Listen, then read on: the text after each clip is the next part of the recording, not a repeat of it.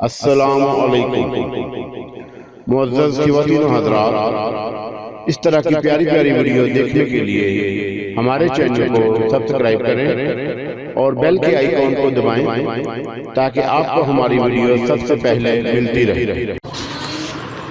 میرے بدن میں جیسے بجلی سی بھر گئی، سوچے سمجھے بغیر بے اختیار لاک اپ کے دروازے کی جانب دوڑا اور تیزی سے باہر نکل آیا۔ وہ میرا ہاتھ پکڑ کر باہر کی جانب بھاگی۔ میں کچھ سمجھے بغیر اس کا ساتھ دے رہا تھا۔ باہر پولیس والے موجود تھے، وہ لوگ چیخ رہے تھے اور اندر کی جانب اشارہ کر رہے تھے۔ جیسے ہی کوروتی ڈھانچے کی شکل میں مجھے لے کر باہر نکلی، وہ چیخیں مارتے ہوئے ادھر سے ادھر بھاگ پڑے۔ کسی کی میں ہمت نہ ہوئی تھی کہ ہم پر گولی چلا دیتا۔ کوروتی مجھے ساتھ لیے ہوئے باہر نکل آئی۔ تھانے کے گیٹ سے باہر پہنچنے کے بعد اس نے ایک طرف کا رخ اختیار کیا اور سڑک عبور کر کے دوسری جانب پہنچ گئی۔ یہاں ایک درخت کی جڑ میں ایک موٹا سا کھیس رکھا تھا۔ یہ وہی کھیس تھا جسے اوڑھے ہوئے اسے دیکھا جاتا تھا، اور اس نے وہ کھیس اٹھا کر اپنے بدن میں لپیٹا، چہرہ بھی ڈھکا اور مجھ سے بولی، آؤ ذیشان علی، آ جاؤ تیز رفتاری سے۔ یہ کہہ کر وہ میرا ہاتھ پکڑ کر آگے بڑھ گئی۔ میرے سوچنے سمجھنے کی قوتیں سلب ہو گئیں۔ وہ جو کچھ کہہ رہی تھی میں اسی پر عمل کر رہا تھا۔ ہم تھانے کی عمارت سے کافی دور نکل آئے۔ اس دوران تھانے کے اندر پولیس والوں نے فائرنگ شروع کر دی۔ پتہ نہیں اب وہ کس پر گولیاں چلا رہے تھے۔ کوروتی مجھے لیے ہوئے ایسی جگہوں پر جانے لگی جہاں تاریکی ہو۔ بہت دور نکل آئے تو اس نے کہا کہ ہمیں اپنی کوٹھی کی جانب چلنا ہے۔ میرا مطلب ہے کہ میری کوٹھی کی طرف۔ اندازہ لگا سکتے ہو کہ یہاں سے کتنی دور ہے؟ نہیں، پیدل چل سکو گے؟ اس نے پھر سوال کیا۔ ہاں چلو پھر تیز رفتاری سے۔ میں نے رفتار تیز کر دی۔ وہ کسی چھلاوے کی طرح کافی تیز رفتاری سے بھاگ رہی تھی اور حتی المکان اس کا میں ساتھ دے رہا تھا۔ کافی طویل فاصلہ طے کرنا پڑا اور آخر کار میں اس کے ساتھ اس پر اصرار کوٹھی میں داخل ہوا جہاں ایک انوکھی کائنات موجود تھی۔ وہ اندر آ گئی اور مجھے لے کر ایک کمرے میں پہنچ گئی۔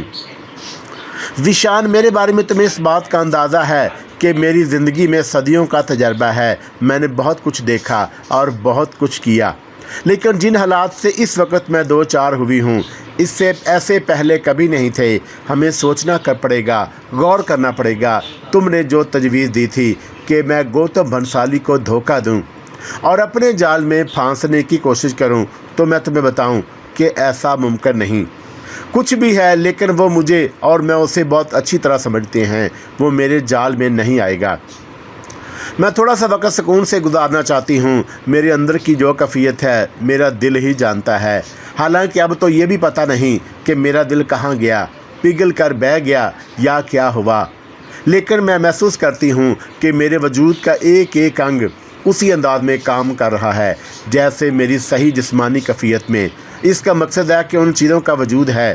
میں سوچ بھی سکتی ہوں، دیکھ بھی سکتی ہوں، سن بھی سکتی ہوں، چل پھر سکتی ہوں۔ میرا ہر احساس زندہ ہے، لیکن جو گل گیا ہے میں اس کی واپسی چاہتی ہوں۔ میں نے دکھی انداز میں کوروتی کو دیکھا اور کہا، لیکن میرا جو کچھ ضائع ہوا میں ساری زندگی اسے حاصل نہیں کر سکتا۔ کیا؟ اس نے سوالیہ انداز میں پوچھا۔ میری کتاب زندہ صدیاں، میں وہ سب کچھ اپنے ساتھ ہوٹل لے گیا تھا اور اب وہ پولیس کے قبضے میں ہے۔ بس میں کیا بتاؤں کہ میرے دل پر کیا بیت رہی ہے، میں نے غم آلود لہجے میں کہا، اور اس نے اپنا استخبانی ہاتھ میرے شانے پر رکھ دیا۔ نہیں، دوست ہوں میں تمہاری، ایسے تمہاری محنت کو کیسے رائے گاہ جانے دیتی؟ کیا مطلب؟ میں حیرت سے اچھل پڑا۔ ہاں، جب پولیس آئی تھی اور اس نے تمہیں گرفتار کیا تھا تو میں تمہارے پیچھے موجود تھی۔ میں چھپ گئی تھی۔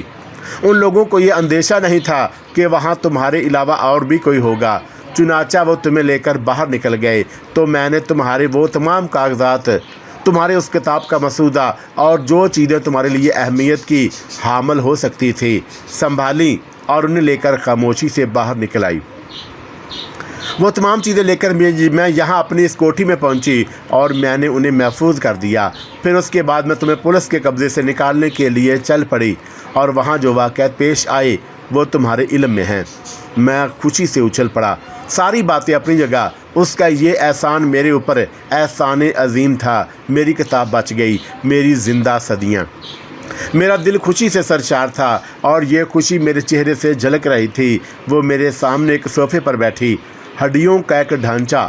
حقیقت یہ ہے کہ اگر مجھے اس کے بارے میں مکمل تفصیلات معلوم نہ ہوتی تو ایسے کسی ڈھانچے کو دیکھ کر میں بھی چیختا ہوا فرار ہو جاتا۔ پر اسرار کہانیوں میں جن، بھوت، پریاں اور نہ جانے کیا کیا آسانی سے لکھا جا سکتا ہے، ان کا ایک تصوراتی خاکہ بھی پیش کیا جا سکتا ہے۔ اس طرح کے لوگوں کو یقین آ جائے کہ بھیڑوں کے 2 سینگ ہوتے ہیں اور کالی کے 12 ہاتھ، لیکن حقیقت یہ ہے کہ کسی انسانی ڈھانچے کو ایک دل آویز انداز میں صوفے پر پاؤں رکھے بیٹھے دیکھ کر کسی کی جو حالت ہو سکتی ہے، میری بھی وہی حالت تھی۔ البتہ احساسات جاگ رہے تھے اور مجھے یہ احساس ہو رہا تھا کہ وہ بہت غم زدہ ہے۔ زندہ صدیاں مل گئی تھی اور اس کا مسودہ مل گیا۔ یہ میرے لیے خوشی کی بات تھی، لیکن اب اتنا بھی مناسب نہیں کہ میں اپنی خوشی کا اظہار کرتا رہوں اور وہ جو اپنا بہت کھو چکی ہے خاموش بیٹھی مجھے دیکھتی رہے۔ بمشکل تمام میں نے اپنے چہرے پر دکھ کے آثار پیدا کیے اور یک گہری سانس لے کر بولا، کروتی، کاش میں تمہیں اپنا بدن دے سکتا، کاش میں اپنی روح تمہاری روح میں ڈال سکتا۔ ایک منٹ، اس نے اپنا استقبالی ہاتھ اٹھا دیا اور میں خاموش ہو گیا۔ وہ اسی طرح ہاتھ اٹھائے دیر تک بیٹھی رہی، پھر بولی، بات تو تم نے بہت عجیب کر دی، بہت ہی عجیب۔ میں حیرت سے اسے دیکھنے لگا۔ کچھ لمحوں کے بعد وہ بولی کہ تم نے ابھی کہا تھا کہ کاش میں اپنا وجود تمہیں پیش کر سکتا، یعنی کہ یہ میں تمہارے وجود میں پھر سے ایک انسان کی حیثیت پا جاتی۔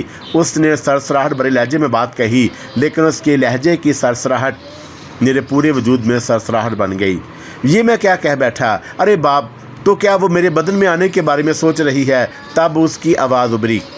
میں نے تمہیں اسناکیہ کے بارے میں تفصیل بتائی۔ سقراط، افلاطون، بطلیموس اور دوسرے لوگوں نے سکندر اعظم کے لیے مجھ سے فرمائش کی تھی کہ میں اسناکیہ کے وجود میں آ جاؤں اور سکندر کو اسناکیہ کی تخلیق پیش کروں، اور اس نے ایسا ہی کیا تھا۔ مجھے یاد ہے کہ کسی دوسرے وجود میں آنے کے لیے کیا کرنا پڑا، سو میں کسی دوسرے وجود میں آ سکتی ہوں۔ ذیشان علی، میں تمہارے وجود میں آ سکتی ہوں۔ میرے تو ہاتھ پیروں کی جان نکل گئی۔ تو کیا وہ میرے وجود میں آنے کے بارے میں سوچ رہی ہے؟ میں ہکا بکا اس کی صورت دیکھتا رہا، لیکن پھر وہ خود ہی مایوس لہجے میں بولی، لیکن میں ایسا کرنا نہیں چاہتی۔ ماضی کی بات اور ہے۔ ماضی میں صرف ایک خیال کی حیثیت اختیار کر لیتی تھی، ایک خیال ہوتی تھی۔ میں کسی بھی کردار کو اپنے اوپر مسلط کر لیتی، لیکن آزاد ہوتی، اور میں اس خیال کے لیے ایک دیدہ در ہی کی حیثیت رکھتی۔ لیکن اب صورتحال دوسری ہے۔ اب مجھے اپنا یہ وجود کسی اور کے وجود میں منتقل کر کے اپنے آپ کو صرف ایک ڈمی کی حیثیت سے زندہ رکھنا ہوگا۔ یہ ممکن نہیں ہے ذیشان علی، یہ ممکن نہیں، کیونکہ تو گوتم بنسالی مجھے ہر روپ میں پہچان لے گا۔ یہ الگ بات ہے کہ تھوڑے بہت وقت کے لیے میں کسی جسم کو اپنا لوں، صرف اس خیال سے کہ میری اس ہولناک بیماری کا علاج ہو سکے۔ وہ اپنے دھن میں بولے جا رہی تھی اور ذیشان علی دل ہی دل میں شکر کر رہا تھا کہ کروتی کے ذہن سے اس کا جسم حاصل کرنے کا خیال ٹل گیا تھا۔ میں جس کیفیت کا شکار تھا وہ میرا دل ہی جانتا تھا۔ پر اسرار کہانیوں کا خالق، تاریخ کی تحقیق کا 30 مار خان اس وقت چوہا بن گیا تھا، بالکل ہی بے عقل نہیں ہو گیا تھا۔ کروتی مجھے پولیس لاکاب سے نکال لائی، لیکن اب میں باقاعدہ مجرم بن گیا۔ ایک اہم شخصیت کے قتل کی تفتیش کے لیے مجھے پکڑا گیا۔ اس قتل کا تعلق ایک انسانی ڈھانچے سے بتایا جا رہا تھا جس کا تعلق مجھ سے تھا۔ ممکن ہے کہ پولیس کو کوئی اور پر اسرار کہانی سنا کر اپنی پوزیشن صاف کر لیتا، لیکن اب تو وہی قاتل ڈھانچہ مجھے لاک اپ سے نکال لایا اور اس سے میرا 100% تعلق ثابت ہو گیا۔ پولیس اس ڈھانچے کو کم اور مجھے زیادہ تلاش کرے گی۔ کروتی پر اسرار علوم کی ماہر تھی، کسی بھی مشکل سے بڑھ سکتی تھی، لیکن میرا کیریئر تباہ ہو گیا تھا۔ میرے پبلشرز بھی بیچارے میری وجہ سے مصیبت میں گرفتار ہوں گے۔ بہت پریشان ہو علی؟ کروتی نے کہا۔ ہاں کروتی۔ میں نے گہری سانس لے کر کہا، مجھے بہت افسوس ہے، لیکن اس کی آواز سسکی میں بدل گئی۔ کافی دیر تک خاموش بیٹھے رہنے کے بعد وہ بولی، لیکن میرا صدیوں کا تجربہ ہے کہ مشکلات کتنی ہی اہم اور بظاہر ناقابل حل محسوس ہوتی ہوں، لیکن ان کا کوئی نہ کوئی حل نکل آتا ہے۔ ان مشکلات کا حل بھی آخر کار نکل ہی آئے گا، تم پریشان نہ ہو۔ کیا عمدہ بات کہی کروتی، میرے لہجے میں طنز پیدا ہو گیا۔ کیوں؟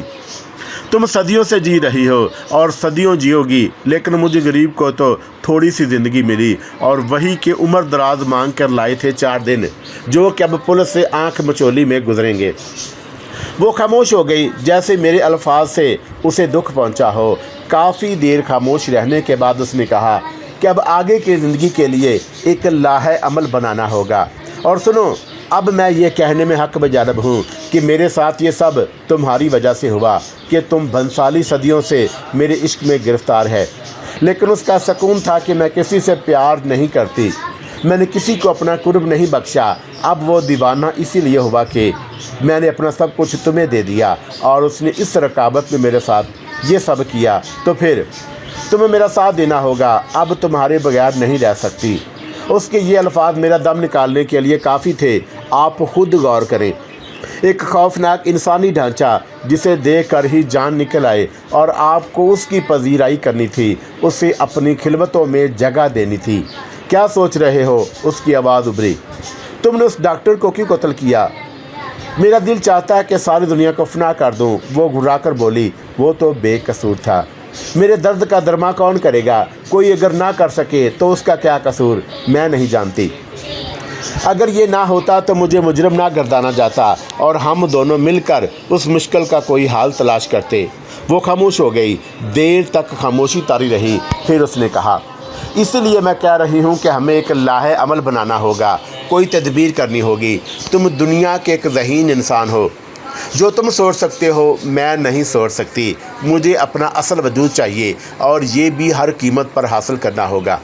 چلو چھوڑو، تمہیں بھوک لگ رہی ہوگی، میں تمہارے لیے کچھ کھانے کا بندوبست کرتی ہوں۔ ہاں دیکھتی ہوں کہ تم آرام کرو، اور سنو، یہاں سے بھاگنے کی کوشش مت کرنا، تمہیں تلاش کرنا میرے لیے مشکل نہ ہوگا۔ اپنے ساتھ پولیس لے کر مت آنا، میں نے کہا، اور اس کی ہنسی سنائی دی، اور پھر اس نے وہ موٹا کھیس اڑا اور باہر نکل گئی۔ اس کے جانے کے بعد مجھے یوں لگا کہ جیسے میں مہینوں کا بیمار ہوں۔ شدید نکاہت محسوس ہوئی، جیسے بدن کی جان نکل گئی ہو۔ یہ کیا ہو گیا؟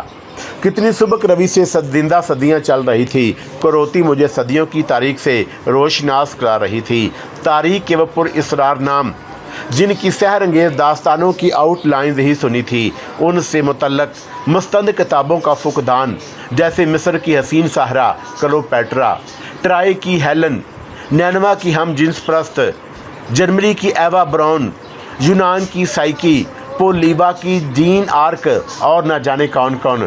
بس وقت ساتھ نہ دے سکا، اور بیچارہ ذیشان علی، اس پر اسرار کوٹھی کا قیدی، اور باہر پولیس ڈنڈے لیے دندناتی پھر رہی۔ کروتی جلد ہی واپس آ گئی، کافی سامان ساتھ لائی تھی جو اس نے کچن میں رکھ دیا۔ پھر بولی، میں تمہارے لیے کھانا بناتی ہوں، تمہیں آتا ہے؟ نہیں۔ پھر میں ہنس پڑا، آؤ تم میرا ساتھ دو۔ میں واقعی بھوکا تھا، جو کچھ الٹا سیدھا بن سکا بنایا اور زہر مار کیا۔ اس نے دکھ بھری آواز میں کہا، مجھے بھوک نہیں لگی، میرا معدہ بھی گل کر پانی بن چکا ہے۔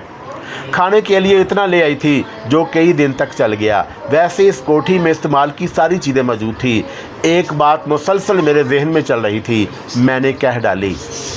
مجھے ایک بات بتاؤ کروتی، پوچھو، کیا تمہارے ذہن میں تاریخ کا کوئی ایسا دور نہیں جس میں کوئی ایسا سادھو، حکیم یا کوئی جادوگر ہو جو تمہاری مشکل حل کر سکے؟ اگر ایسا ہے تو کیوں نہ ہم تاریخ کے اس دور میں چلیں؟ یہاں میں اپنی کمزوری کا اعتراف کروں گی۔ کیا مطلب؟ ایسے کئی کردار میرے ذہن میں ہیں، لیکن وہ ٹھیک نہیں کر سکیں گے۔ کیوں؟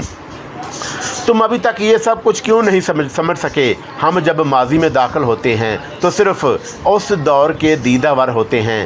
ہم کسی کردار کو منتخب کر کے اس کا روپ اختیار کر لیتے ہیں، لیکن وہ ہوتے نہیں، ہم ہی ہوتے ہیں۔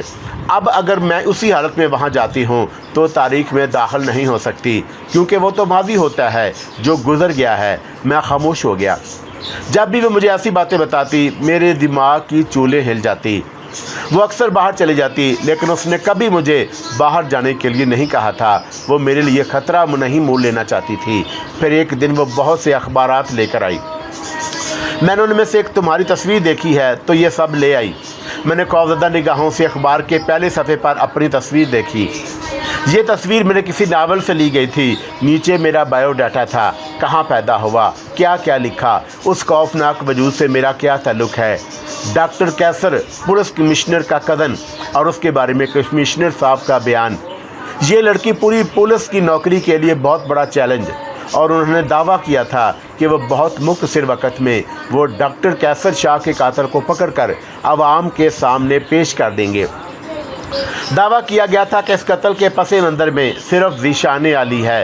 वो हाथ आ जाए तो सारे उकदे हल हो सकते हैं। मेरे बदन ने पसीना छोड़ दिया।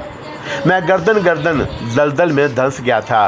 कुरोती तो एक पूरी इसरार वजूद था, खुद को किसी भी तरह दुनिया की नज़रों से उजल कर सकता था, लेकिन मैं अपने मुल्क की पुलिस से अच्छी तरह वाकिफ़ था। एक ही जुर्म के 10-20 अकबाली मुजरम तलाश कर लेना पुलिस के बाएं हाथ का काम था, जबकि दाएं हाथ की कारकर्दगी अलग मकाम रखती थी। अब क्या होगा करोती? कुछ नहीं, वह सुकून से बोली। ये अखबारात पढ़े हैं तुमने?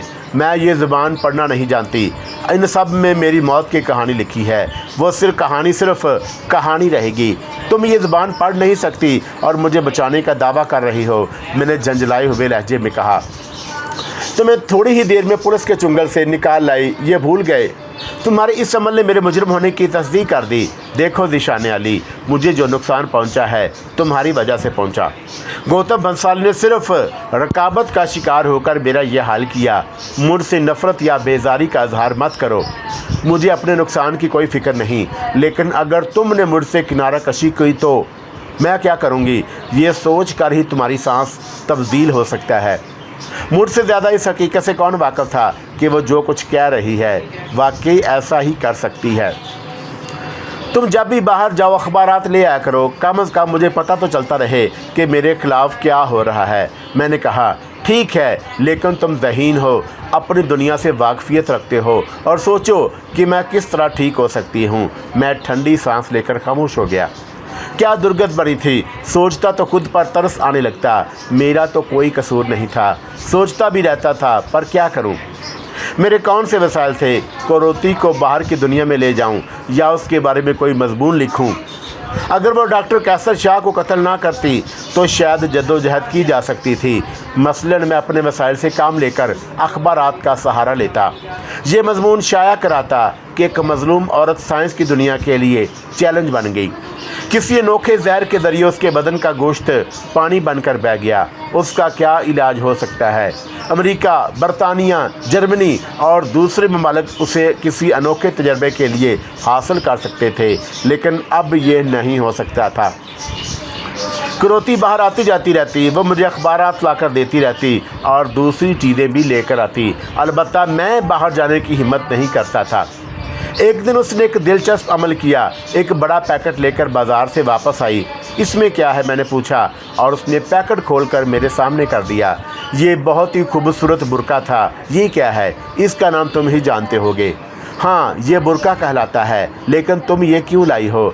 तुम्हारे लिए लाई हूँ। क्या बकवास है, मैं जैसे चिल्लाया। और ये भी लाई हूँ। उसने चूड़ियों का एक पैकेट मेरे सामने रख दिया। कुरोती, हमारे यहाँ ये मर्दों के लिए गाली कहलाती है। मैंने दांत पीस कर कहा। अरे क्यों? इसकी हैरान कुन आवाज़ उभरी। मगर तुम मेरे लिए क्यों लाई हो? मैंने बाहर ऐसे कुछ लोगों को देखा जिन्होंने ऐसे कपड़े पहने हुए थे और उनके जिस्म और चेहरे नज़र नहीं आ रहे थे। अलबत्ता खुले हाथों में ये चीज़ थी।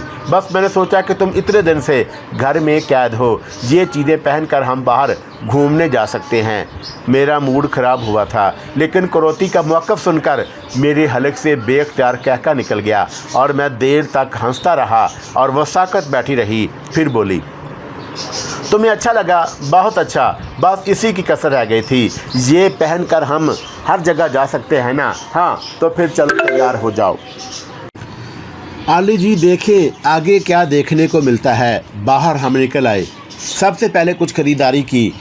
जो खेस करोती ओढ़े हुए थी वो काफ़ी गंदा हो गया था। उस दुकान से जहां उसने मेरे लिए बुर्का खरीदा, कुरोती के लिए भी एक बुर्का खरीदा, फिर एक दुकान से जनाना जूते खरीदे और मैं ज़ीशान अली से शानी बन गया। काफ़ी दिन के बाद घर से बाहर निकला। शहर अजनबी अजनबी लगा, इसलिए कि जो कुछ किया जा सकता था किया। अपने घर के सामने से भी गुजरा। दरवाजे पर पुलिस की सील लगी हुई थी और 2 पुलिस वाले कुर्सियां डाले बैठे थे। शाम के 7 बजे का वक्त था जब हम घर वापस लौटे। ऑटो रिक्शे में आए थे, लेकिन दूसरे घर पर नज़र पड़ी तो आसान खता हो गए। कुरोती की कोठी के गेट के सामने 4-5 पुलिस मोबाइल खड़ी थी और पुलिस के जवान खूब भाग दौड़ कर रहे थे। रिक्शे वाले रोको रोको, मैंने जनाना आवाज़ बनाकर कहा और रिक्शा रुक गया। हम दोनों नीचे उतर गए। कुरोती भी सूरत हाल समझ गई। ये क्या हुआ? पुलिस पहुंच गई। मैं खौफज़दा लहजे में बोला, अब क्या करें? चले यहाँ से भागो, फिर सोचेंगे, मैंने कहा। रिक्शे वाला इस दौरान पैसे लेकर चला गया। हम दोनों कुछ जगहों की आड़ लेकर वहाँ से चल पड़े। काफ़ी देर तक पैदल चलते रहे। कोई बात जहन में नहीं कि कहाँ जाए। न जाने कितनी दूर पैदल चले थे। फिर एक बार रौनक जगह पर रुक गए। सामने ही अस्पताल नज़र आया। बहुत बड़ा और मशहूर अस्पताल था। मैं उसके बारे में जानता था। मैंने किसी ख्याल के तहत कहा कि आओ कुरोती, मेरे साथ चल पड़ी। और उस वक़्त ये बेहतरीन पनाहगाह थी जहाँ हम कुछ देर क़याम करके कोई मौसर बात सोच सकते थे। चुनाचा हम दोनों अस्पताल में दाखिल हुए, जहाँ एक नई ही ज़िंदगी थी। अफरा तफरी के शिकार लोग अपनी अपनी परेशानियों में लिपटे हुए। हम लॉबी में जा बैठे। हमारी जैसी बहुत सी बुर्का पोश की ख़वातीन भी नज़र आ रही थी, इसलिए किसी ने हमें मशकूक नज़रों से नहीं देखा। थोड़ी देर बाद हम लॉबी में बैठे रहे और फिर मैंने कुरोती से कहा कि मैं अभी आता हूँ। कहाँ? तुम बैठो, मैंने कहा और फिर मैं उसे छोड़कर वहाँ से चल पड़ा।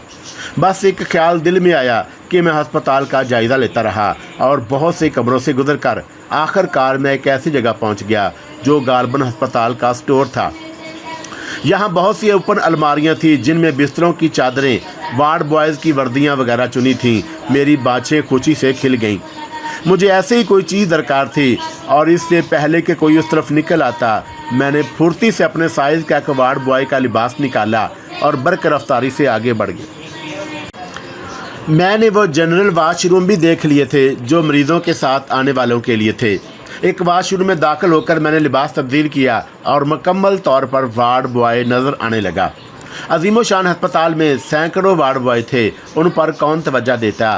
फिर भी खुद को महफूज रखने के लिए मैंने एक स्ट्रेचर लिया और चल पड़ा।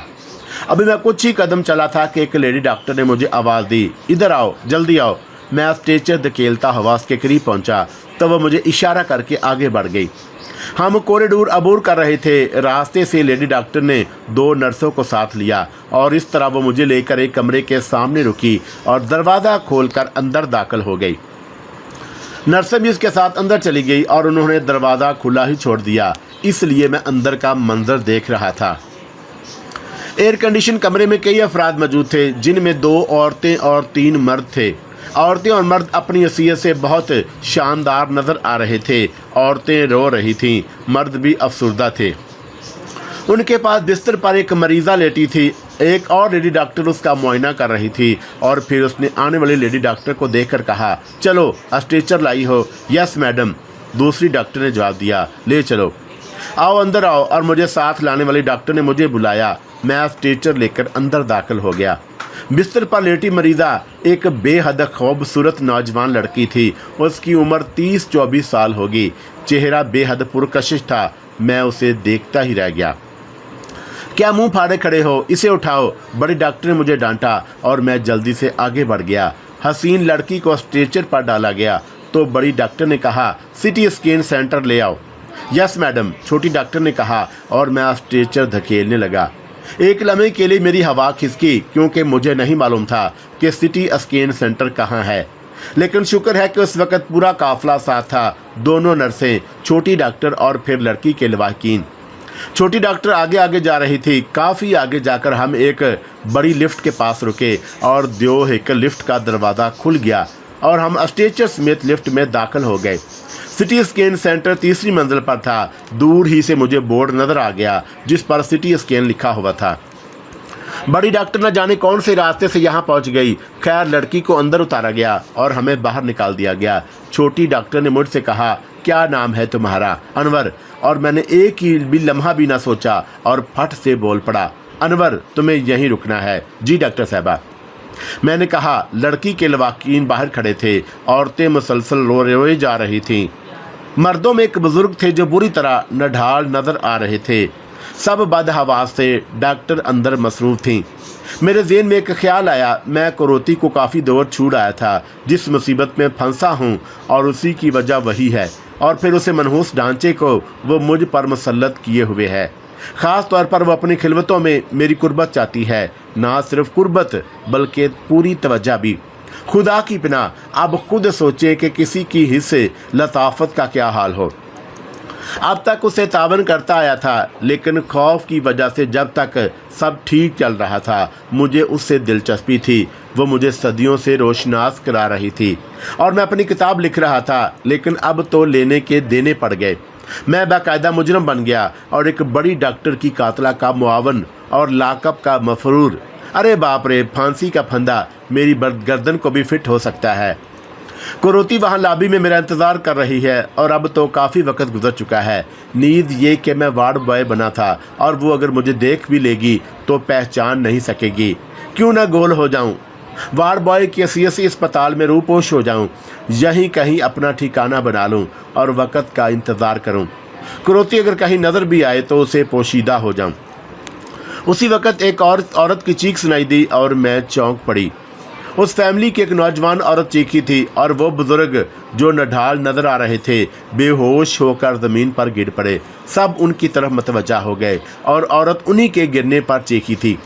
मेरे अंदर भी हमदर्दी की लहर उठी। यहाँ बैठने की कोई जगह नहीं थी। मैंने जल्दी से उन्हें दूसरों के साथ मिलकर स्ट्रेचर पर लिटाया। एक मर्द ने कहा, अनवर भाई पानी मिल जाएगा। गालबन उसने मेरा नाम उस वक़्त सुन लिया था जब छोटी डॉक्टर ने मेरा नाम पूछा था। अभी लाया, मैंने कहा और तेज़ी से एक तरफ दौड़ गया। कैंटीन यहाँ से फासले पर नहीं थी और मैंने उस वक़्त देखी थी जब मैं अपने लिए जगह तलाश कर रहा था। मैंने मिनरल वाटर की बड़ी बोतल खरीदी और दौड़ता हुआ उनके पास वापस आ गया। एक औरत ने जल्दी से बोतल मेरे हाथ से ले ली और यख पानी बुजुर्ग के चेहरे पर छिड़कने लगी। बुजुर्ग को होश आ गया तो उसने उन्हें पानी पिलाया। एक मर्द ने कहा, अब्बा मियाँ हौसले से काम लें, खुद को संभालें। आप ही हिम्मत छोड़ बैठेंगे तो हमारा क्या होगा। अब मैं ठीक हूँ, बुजुर्ग ने कहा। फिर बोले, अंदर से कोई खबर मिली? अभी नहीं, बुजुर्ग बोले और मर्द ने मुझे आवाज़ दी, अनवर भाई। जी सर जी। मैंने जल्दी से आगे बढ़कर कहा, पानी की बोतल कितने की आई? क्यों सर जी? पैसे ले लो, तुमने हम पर बड़ा एहसान किया।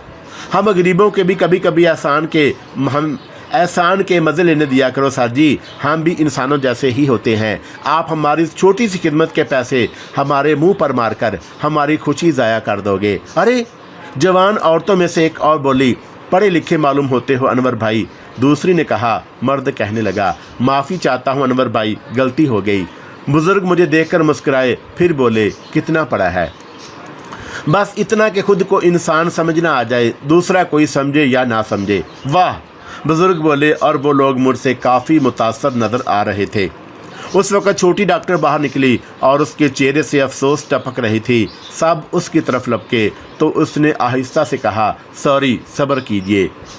एक कहराम मच गया। औरतें धाड़े मार मार कर रोने लगी, मर्द कसमसाने लगे। अंदर से बड़ी डॉक्टर और नर्सें भी बाहर निकल आईं। छोटी डॉक्टर ने मुझसे कहा, अनवर। जी डॉक्टर साहबा, डेड बॉडी कमरे में पहुंचा दो। जी, मैंने भर्राई हुई आवाज़ में कहा और स्ट्रेचर की तरफ बढ़ गया।